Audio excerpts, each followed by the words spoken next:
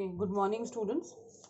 We have studied about all the elements which make up weather and climate, and we have also discussed about the various instruments which are used to measure these elements. I have sent YouTube links also for you to all see how the instrument works.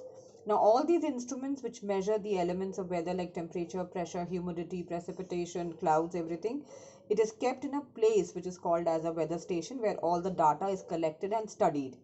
Now, in a weather station, the thermometers are kept in a Stevenson screen. A Stevenson screen is basically a white box with four legs which stands around 120 centimeters above the ground, and it is painted white to reflect the heat of the sun, and the sides are slated, or that means it has windows so that free circulation of air can happen. I'll take this video down to your book only. This is what a Stevenson screen is. It is standing on four legs about 120 centimeters from the ground.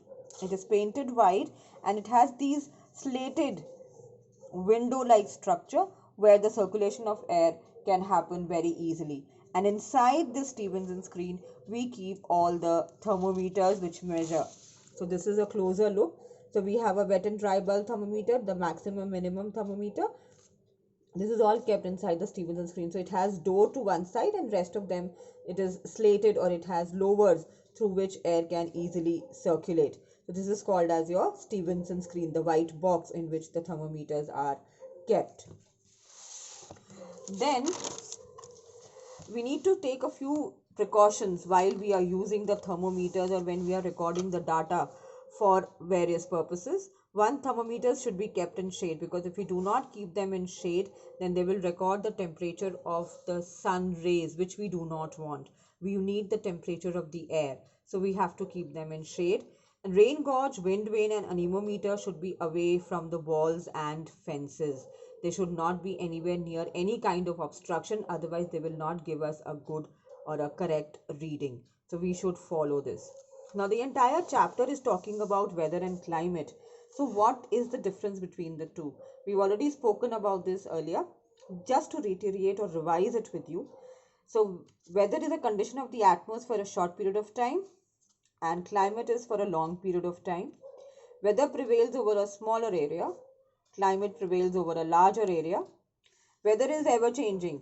It might be sunny, windy, cloudy. In a day's time, it can change various colors.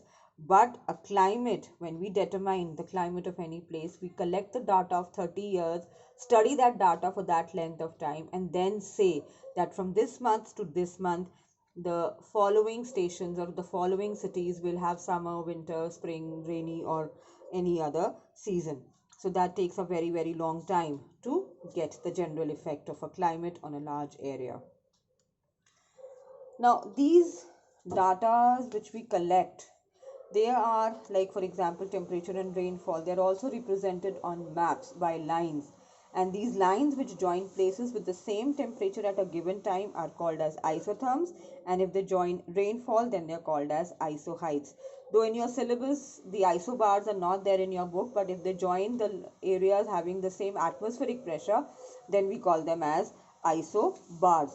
So these are certain lines which are depicting various temperature conditions and rainfall conditions of places over a map. So at a glance you can find out which areas are having what kind of temperature differences or how much amount of rainfall are they receiving at any given point of time. So these maps are very, very useful, and these lines depict all the data which we have collected over a period of time.